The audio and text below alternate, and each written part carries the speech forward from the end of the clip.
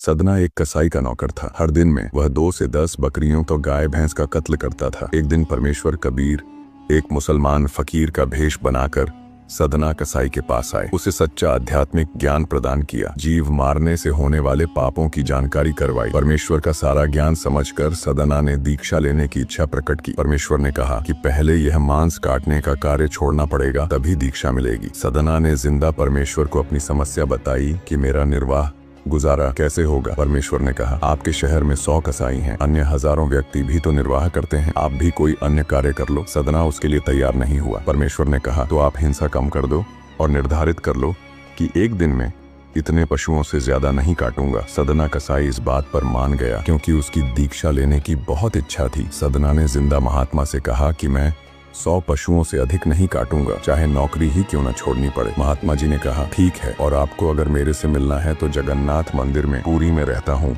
वहाँ आ जाना। सदना का कुछ समय का काम ठीक तरह से चलता रहा। एक दिन नगर में कई विवाह थे। नवाब के लड़के की भी शादी थी। उस दिन सदना ने 100 बकरे काटे और परमेश्वर का धन्यवाद किया तथा अपने सभी औजार धोकर साफ करके रख दिए। रात कुछ ही बीती थी कि मालिक कसाई के पास एक अन्य कसाई आया और 50 बकरे लेने की बात कही। सौदा तय हो गया। उसके खाने के लिए मालिक ने सदना को बुलाया और कहा कि एक बकरा काट कर एक व्यक्ति की सब्जी के लिए रसोई घर में भिजवा दें। सदना घबरा गया और अपना वचन खंड होने का भय सताने लगा। उसके दिमाग में एक विचार आया कि क्यों ना बकरे के अंडकोश काट कर रसोई में भेज दूं। मेरा वचन रह जाएगा जो मैंने जिंदा महात्मा को दिया है, मालिक भी खुश हो जाएगा। अब सदाना ने चाकू उठाया और बकरे की तरफ अंडकोश काटने चला तो उसी समय परमात्मा ने बकरे को बुद्धि प्रदान की व तत्व ज्ञान की रोशनी कर दी। बकरे ने सदना से कहा कि हे सदन कसाई, ये सबना भाई, आप मेरी गर्दन काट लो, अंडकोश नहीं। ये नया क्या कर रहे हो? ऐसी दुश्मनी शुरू मत करो। मैं सारी रात तड़प तड़प कर मर जाऊंगा। अगले जन्म में जब तुम बकरा बनोगे और मैं कसाई बनूंगा तो परमेश्वर के न्याय अनुसार मैं तेरे अंडकोश काट लूंगा। सदना के हाथ से चाकू छूट गया।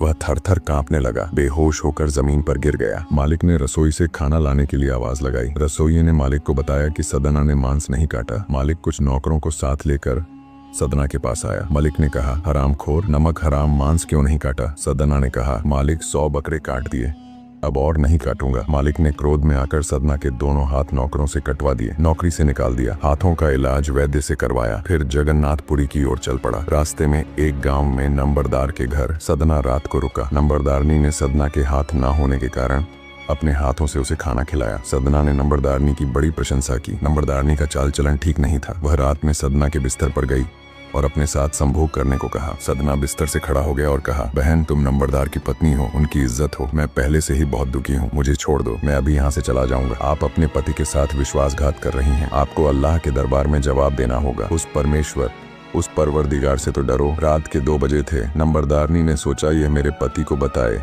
उसे पहले मैं ही बता देती हूँ। उसने पति को कहा कि यह मेहमान मेरे साथ गलत हरकत करने लगा, अपने टूटे हाथों से मेरे स्तनों को छू रहा है। जमीन पर सर पटक पटक कर रोने लगी। नंबरदार ने सदना से कहा, अरे नीच मूर्ख, मैंने तुम्हें खाना खिलाया, मेहमान बनाकर रखा, ये तूने क्या किया? सदना ने अपनी बात कही पर नंबरदार ने वह झूठी मानी। पंचायत को भी नवाब के साथ साथ उनकी बातों पर भरोसा नहीं हुआ। नंबरदार ने सदना को नवाब तथा पंचायत की मदद से मीनार में चिनवा दिया। मंशा थी कि दम घुटने से सदना की मौत हो। जो ही कारीगर मीनार का द्वार बंद करके हटे, उसी समय मीनार के पत्थर ईंटें आकाश में उड़ गई जैसे बम विस्फोट हुआ हो। कुछ ईंटें नंबरदार के घर के आंगन में व आसपास गिरी। नंबरदारनी के दोनों स्तन कट कर गिर गए। वह दर्द से चिल्ला उठी और अपनी गलती बताने लगी। उसने स्वीकार किया कि उसने झूठी कहानी सुनाई। ये अनमोल ज्ञान जगत गुरु तत्वदर्शी संत रामपाल जी महाराज के सत्संगों का अंश मात्र है। संपूर्ण आध्यात्मिक ज्ञान के लिए सुनिए संत रामपाल जी महाराज के मंगल प्रवचन। आप संत रामपाल जी महाराज जी के मंगल प्रवचन संत रामपाल जी महाराज एप्लीकेशन पर भी सुन सकते हैं तथा उनके द्वारा लिखी पुस्तकें भी डाउनलोड कर सकते हैं।